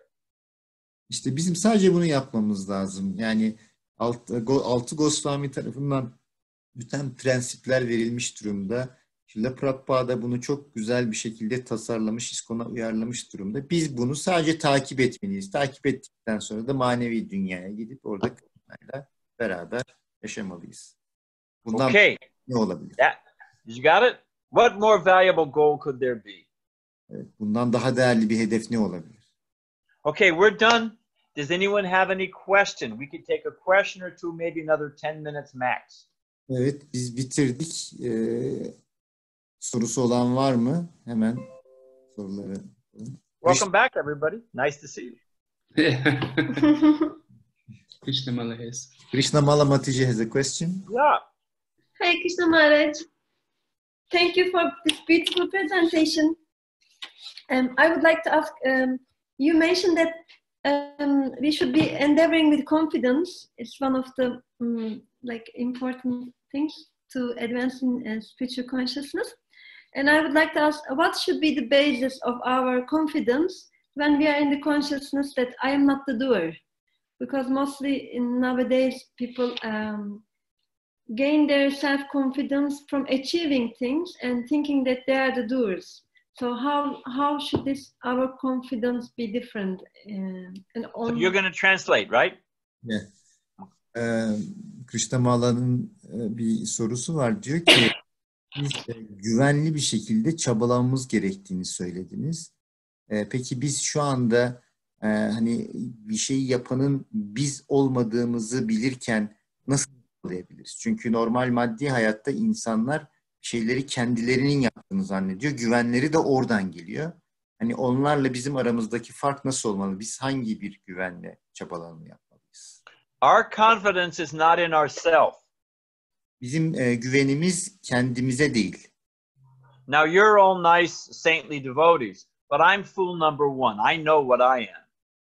Siz hepiniz aziz adananlarsınız ama ben kendimin ne olduğunu biliyorum. Ben bir numaralı aptalım. So a devotee's confidence is not in, oh, I'm great, I'm skilled, I'm this and that. O yüzden bir adananın güveni, o ben yetenekliyim, ben şöyleyim, ben böyleyim değildir. But we have confidence in Krishna. Bizim güvenimiz Krishna'ya. That Krishna will give me the ability. Krishna will give me the intelligence. Krishna will give the right result. Krishna bana bu yeteneği verecektir. Krishna bana bu güveni ve imkanları verecektir ve Krishna bunu çözecektir. Prabhupada was in the Calcutta Zoo. Prabhupada Kalkatta'daki hayvanat bahçesindeydi. And they had a big Bengal tiger in a cage. Ve orada çok büyük bir kaplan vardı kafeste. Now, I don't know if you've ever seen a Bengal tiger, but they are a big, powerful animal. Bengal kaplanı gördünüz mü bilmiyorum ama onlar böyle çok büyük beyaz kaplanlar. And there was a little boy just outside the cage. Ve o mağaranın dışında küçük bir oğlan vardı. And he was holding on to his father's hand. Ve o babasının elini tutmuş durumdaydı. And he was roaring at the tiger. Little boy. Ve o küçük çocuk kaplana doğru kükrüyordu. And the tiger was roaring back and the little boy was roaring. Ve kaplan ona kükrüyordu. Küçük çocuk kaplana kükrüyordu. And Prabhupada liked it very much. Ve Prabhupada bu çok hoşuna gitti. He said the little boy was thinking, I have my father. My father is here, so I am safe. What can you do to me, big tiger? Küçük çocuk çünkü benim babam yanımda. Ben o yüzden güvendeyim. Sen bana ne yapabilirsin ki kaplan diye düşünüyordu. Now we know in the material world these are all fallible soldiers. They're miscalculations. Ve biz biliyoruz ki maddi dünyada da hep böyle olaylar olabilir. Yanlış hesaplar olabilir. But we have our Krishna. Biz Krishna'ya sahibiz. Kendi Krishna. And we know that Krishna knows Bhavagrahi Janardanam. He knows what's in our heart. Ve biz biliyoruz ki Krishna bizim kalbimizde ne olduğunu biliyor. And he knows I'm trying to please him. Ve biliyor ki ben onu memnun etmek istiyorum. And that's my perfection. Bu da benim mükemmelliğim. It doesn't mean that every puri's going to puff up and everybody's going to buy a book and they're going to let us have Rath Yatra tomorrow in that beautiful square in front of Hag Sophia, you know, where we want to have Rath Yatra someday. It doesn't mean that that's going to happen automatically. Ama bu şu demek değil tabii. Herkes kitap alacak. İşte biz Ayasofya'nın önündeki meydanda Radha Yatra yapacağız. Bunlar olmayacak, en azından hemen olmayacak. But it means we know that Krishna loves us and appreciates us and is going to take us back to Godhead. That's our confidence. Ve biz biliyoruz ki Krishna bizi seviyor, bizi tekrar manevi dünyaya, evimize geri alacak. Bizim güvendiğimiz şey bu. Anyone else have a question? Başka birinin sorusu var mı? Yes. Mataji. Buyurun. Hare Krişna. Çok teşekkür ederim bu güzel ders için. Tekrar sizi gördüğüm için çok mutlu oldum. Ben Thank you very much for your good... Yeah, I appreciate all that. You can get to the question. Thank you, though. Sorum şudur. Bhagavad Gita'da 2 kez doğanlardan bahsediliyor. Sürekli biz maddi yani doğum yoluyla dünyaya geliyoruz. Sonra inisiyasyon olarak dünyaya tekrar yeniden doğuş olarak geliyoruz. Yani 2 kez doğumdan bahsediliyor. Bir de ölüm var. Maddi dünya, maddi arzularımızı bıraktığımız zaman beden ölüyor bir nevi. Bir de gerçek ölüm var. Yani Vedalarda 2 kez ölümden bahsediliyorum. Yani ben hiç rastlamadım. 2 kez ölenler diye bir deyim var mı? 2 kez doğanlar var. 2 kez ölüm var mı yazılarda? Okay. In Bhagavad Gita, we see that there is the wording of twice borns. Yeah, first Yeah. born, second for initiation. But I haven't seen anything about twice death. Is there any death twice? Is there anything something like that? Well, that's an interesting question. Not only twice death, but so many deaths. Death, there's unlimited deaths. We're going around and around and around. Bir defa ölmüyoruz, yani biz sonsuz derecede ölüyoruz. Durmadan ölüp tekrar geliyoruz. No, we want to finish this business of death. Biz o yüzden bu ölüm olayını bitirmek istiyoruz. So hopefully no more death. That's the whole mission of the thing. We finish it up. Umuyoruz ki artık daha fazla ölmeyeceğiz ve bu sefer de bunu bitireceğiz. You know the example of what twice born is? Bu 2 defa doğanların örneğini biliyorsunuz değil mi? I was sitting in the room. Prabhupada asked, what animal has 2 births? 2 births. Yeah, 2 births. What animal is born twice? Ben Prabhupada'nın odasındaydım ve ona bir soru sordum. Hangi hayvan 2 defa doğar? Anyone want to guess what animal is born twice? Butterfly? Butterfly is good. Think of another one. Butterfly is good. You're on the right track. Butterfly iyi ama daha başka bir şey. Karga mı? Huh? Karga mı? What is that? Chicken. Exactly. Now, how is a chicken born twice? O yüzden nasıl tavuk 2 defa doğar? First as an egg, then from the egg. First is an egg. So it's living separately from the mother. Tavuk ilk önce yumurta olarak doğar. Annesinden bağımsız bir şekilde yaşar. But it's not free. It's stuck within the egg. Ama henüz özgür değil, hala yumurtanın içinde. So what is the real birth? Second birth is when it breaks out of the shell. Ve gerçek doğum aslında o yumurtanın kabuğunu kırıp dışarı çıktığı zaman oluyor. So everyone gets born mother and father. That happens all in every species, in every birth. Herkes bir anne babadan doğuyor. Bu bütün canlılar için böyle.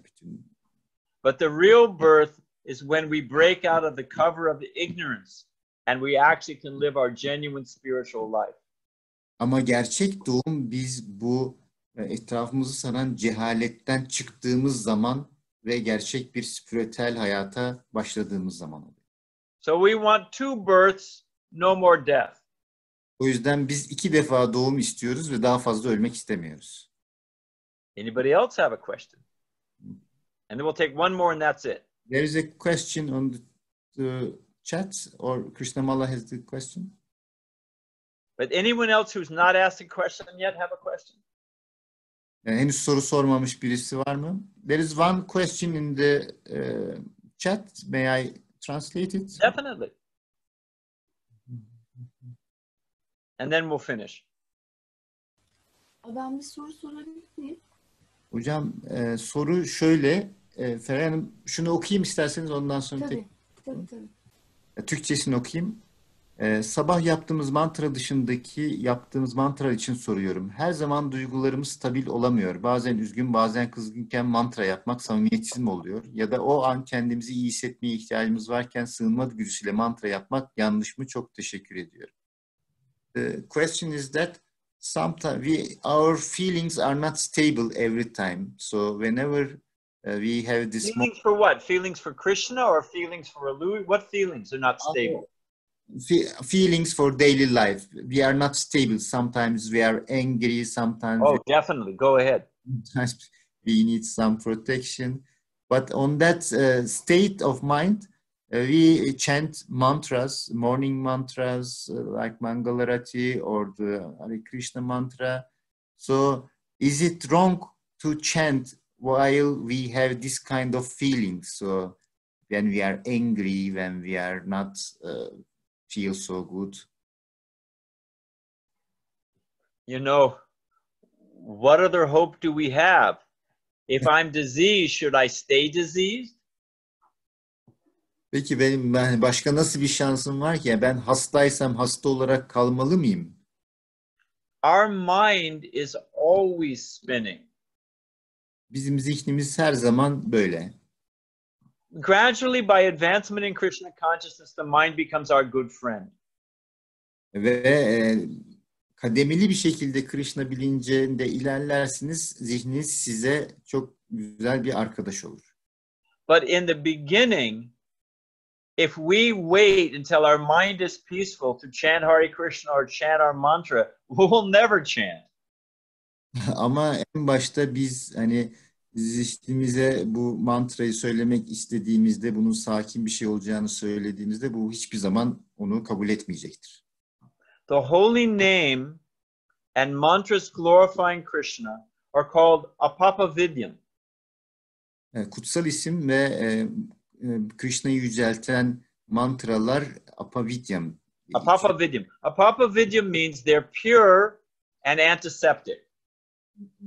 Apapavidyam demek onlar saf ve aynı zamanda antiseptik özelliğe sahip. And the example Prabhupada gives and the acharyas give is of the sun. Ve Acharyaların ve Prabhupada'nın verdiği örnek güneş örneği. The sun can never be contaminated. It's never contaminated. Güneşi asla kirletemezsiniz. And its rays purify their antiseptic.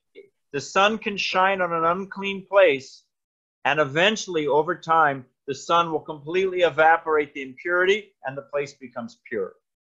Ve onun ışınları herhangi bir alana geldiği zaman orayı yavaş yavaş temizlemeye başlar ve bir süre sonra orası tamamen antiseptik, saflaşmış hale gelir. Bütün mikropları ve kiri buharlaştırıp alır. So whatever state of mind we're in, we should chant. O yüzden hangi zihin halinde olursak olalım bizim mantra okumaya devam etmemiz lazım. The name is never contaminated. It will not be affected. The name will not be affected by our mental state. Kutsal isim asla kirlenmez. Kutsal isim asla bizim zihnimizin durumundan etkilenmez. Rather, our mental state will be purified by the mantra. Bunun aksine bizim zihinsel durumumuz mantra tarafından saflaştırılır. I mean, we should try to chant the holy name in a pure state. We should make an effort. Tabii ki biz bunu saf bir duyguyla söylemeye çaba göstermeliyiz. Buna bir çaba göstermeliyiz kutsal isim. You know, we have so many things. We rise early in the morning, we take a bath, we put on tilak. You know, we do all kinds of things to help calm our mind down and to fix our mind properly. Biz bir sürü şey yapıyoruz işte. Erken kalkıyoruz, duş alıyoruz, tilak yapıyoruz ki zihnimizi sakinleştirmeye zaten çalışıyoruz. So we should try to chant in as good a state of mind as we can. But whatever state we're in, we should chant. O yüzden biz de hani daha iyi bir zihinsel durumda mantra okumaya çaba göstermeliyiz. Ama hangi zihinsel durumumuz olursa olsun biz mantra söylemeye devam etmeliyiz. And we'll end on this story. Prabhupada tells a story that confirms this point. Ve Prabhupada bunu teyit eden bir hikaye anlattı. I personally heard Prabhupada tell this story several times. Ben bunu şahsen Prabhupada'nın birkaç defa söylediğine şahit oldum.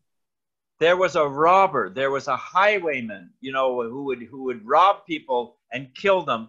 They were traveling through the forest, he would accost them, rob and steal all their goods and kill them. Bir tane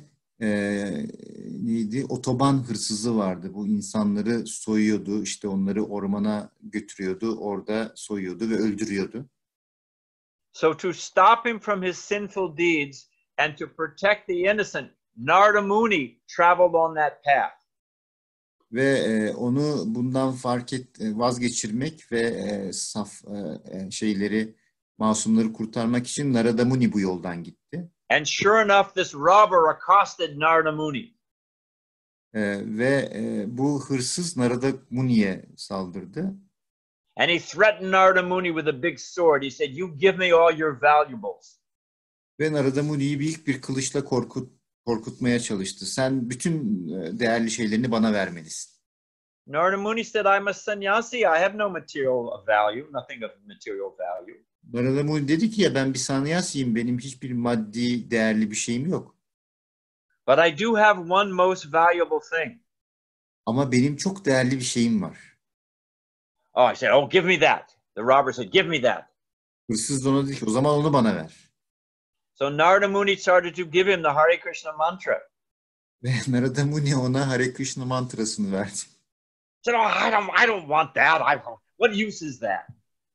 Böyle dedi ki ya ben bunu istemiyorum, bunun ne faydası var ki? So Narada Muni, of course, was very intelligent. Narada Muni tabii ki çok zekiydi.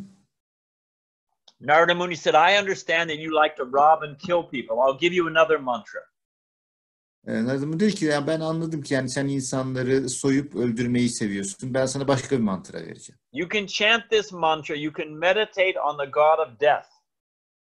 Sen bu mantrayı söyleyebilirsin ve ölüm tanrısı üzerine meditasyon yapabilirsin. You chant the name of the god of death. Sen ölüm tanrısının ismini söyleyebilirsin, zikredebilirsin. And that name of the god of death is Mara. Ve o ölüm tanrısının adı Mara. So the robber liked that very much, said, oh, thank you very much, and he went off to practice his new mantra. Ve bu hırsızın çok hoşuna gitti ve bu mantrayı pratik etmeye başladı. And he was never heard of again. Ve ondan bir daha bir ses duyulmadı. And you think about it. You chant that. Mara, Mara, Mara, Mara, Mara, Mara, Mara, Mara, Mara. It becomes Rama. Ve bunu siz de deneyin. Yani mıra mıra mıra mıra mıra dediğince bu Rama haline dönüşür. And that robber, by chanting for I don't know how many years, thousands of years, hundreds of years, chanting Rama, Rama, Rama, he became Valmiki and wrote the Ramayana. Ve bu hırsız bilmiyorum kaç yıl sürdü, belki yüzlerce yıl, binlerce yıl Rama Rama söyleye söyleye bu Valmiki haline geldi ve Ramayana'yı yazdı. That Ramayan that we read, the Valmiki Ramayan, was that highwayman who was saved by Narada Muni by tricking him to chant Rama. Ve işte bu Ramayana bizim okuduğumuz Valmiki tarafından yazılmış olan işte o Valmiki bu yol hırsızıydı. So whatever our mental state, we just take shelter of the holy name and chant to the best of our ability, and the holy name will do its job. O yüzden bizim zihinsel durumumuz ne olursa olsun biz mantrayı söylüyoruz ve o bizi saflaştırıyor. All right? Okay, we should end there. Thank you very much, Prabhus. All glories to Prabhupada. Thank you for your association. Thanks. Until we meet again. Hare Krishna. Vishwanath Badrinarayan Swami Maharaj ki. Jai. Thank you very much. ISKCON Istanbul ki jai. Hare Bol. Bye. Haribo.